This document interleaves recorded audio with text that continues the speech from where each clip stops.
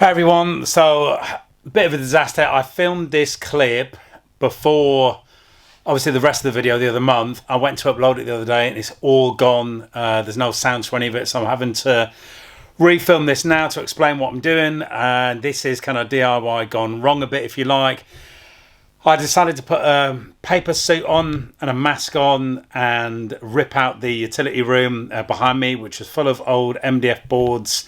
Anyway, it happened to be covered in mouse poo, wee, everything. It was that bad. I had to throw everything on the floor and push it out of the window because I'm going to drag it through the kitchen. So I'll show you what I did. You won't be able to see that well actually because it's only 7:30. It's about 6:45. It's getting dark already. But this is what I did. I ripped out all this room. You can see the ceiling. It was pretty disgusting. So yeah, it was pretty disgusting and dirty, as you can see. All this ceiling had to rip down. It's going to cost me a lot more money. I'm going to talk about that in the next clip. There were stupid extras like a chimney flue. I had to smash the brick and then kind of rip it out. So yeah, it was way too dirty and sweaty. I'll put a picture of myself up in a minute to film while I was doing it. So anyway, I'm going to talk about what I was doing outside. Obviously I've been in the shower and got cleaned up for that. So I'm going to explain what I've done, what I'm doing, what it's going to cost, and more sort of mistakes that I made. Sorry, there's a sort of dog flying across the field behind me. Talking to dogs, I'm going to shoot off and get our dog out. And anyway, hope you enjoyed the video and let me know if you've got any questions. So house renovating, you can do a lot yourself, and obviously you're saving on all the labour. Sorry, my throat's really bad. You're saving on all of the labour costs, and I mean you can rip out plaster, you can rip out stuff, you can use a drill, a jackhammer, you can dig concrete out, you can plasterboard over, you can get someone properly in to skim it to make it look nice at the end.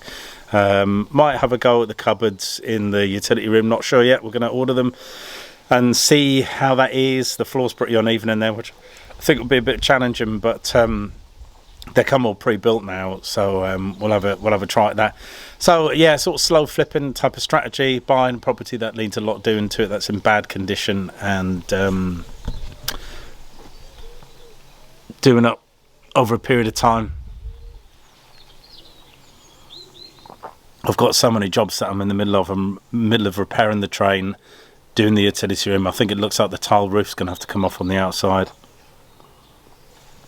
The front door still needs finishing, it needs cleaning off and oiling. My office needs plasterboarding. The electricians come around next week to start on that, but hopefully it's worth it in the long run. It's quite nice this morning, but it's in the shade. It's quite windy and a bit cool. This summer's been pretty strange, poor, very poor really, but yeah, that's that's living in England for you. So why don't you let me know in the comments if you're trying this sort of strategy where you're living in a house and sort of slowly doing it up. It's quite painful from a family perspective, but I know people sort of with large refurbishment projects end up living in a caravan and doing things like that. We'll finish this house off first. This is the kitchen area. It's the last sort of big project, and there's a downstairs bathroom to do as well. And then that's pretty much finished. It's the outside, the patio needs redoing. I'm going to get someone in for that, and then probably relay the turf because the grass is in quite bad condition. There's so many weeds in it. Right, I'm going to get some coffee and a bacon sandwich, and I'll come back in a minute. So good morning, welcome back. Big gap in between the last video in that I thought it might have been the dust from the utility room making my throat sore, but ended up being really ill on the Friday night and the Saturday and the Sunday and the Monday. Actually, a friend of mine said he thought it might be, sorry, the dog's chewing his ball, Mr. Bear. Yeah, my friend of mine said he thought it might be the mould actually that made me really ill.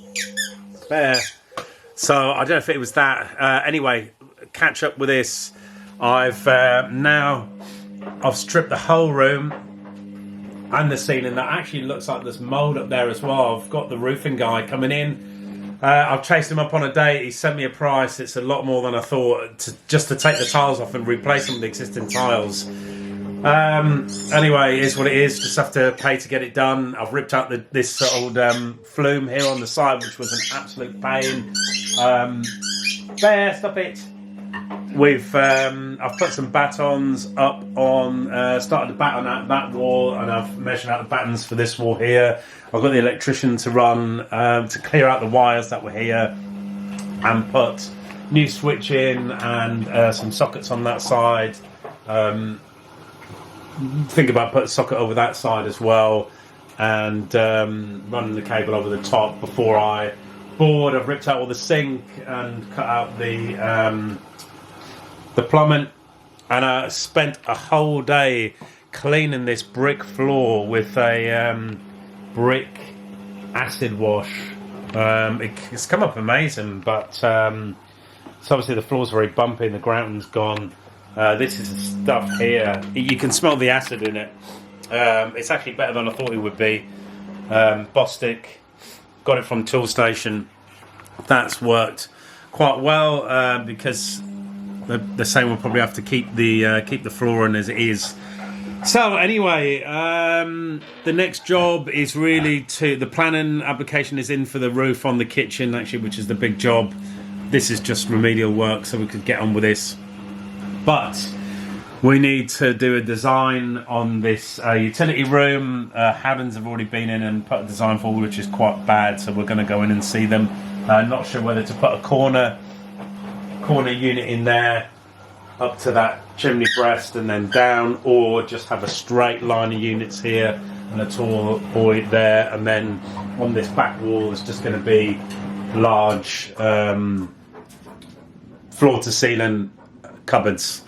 I've painted up the beam up here. I was going to strip it, but stripping the beams is a massive pain in the neck. There was already paint on it, so sanded it down and just painted it nicer colour. And I've painted the woodwork up the top as well, but it does need another coat. And I've done all the window frame, and I've fitted new locks and a bolt on there. That's Farron Ball dead flat in slipper satin, I think it is. The dead flat is nice, but it does show up all the imperfections, and it is a very chalky sort of finish to the paint. So the kitchen is a dump because we have everything out of the utility room. So we need to crack on and get this finished as soon as possible. That is my update. I won't bother show you in the office. That's got all the plasterboarding and the insulation in there because I need to get the office fixed up with the plasterboard and the insulation.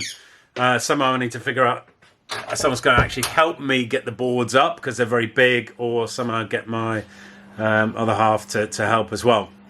So we'll figure that out this week. Hopefully I'm going to have a coffee and get on with the day job.